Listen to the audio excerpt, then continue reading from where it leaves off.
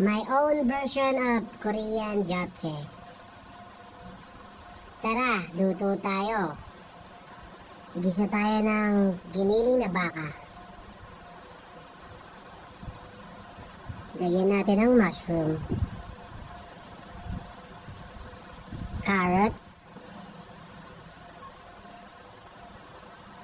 at repolyo.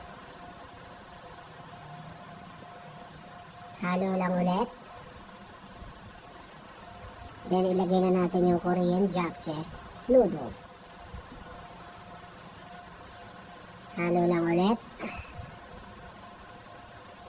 Then lagyan natin ng konting sesame oil. At ang magpapasarap dito ay yung Korean japchae sauce. Hahaluin lang natin ulit. Ayan na! Tara, tikman natin.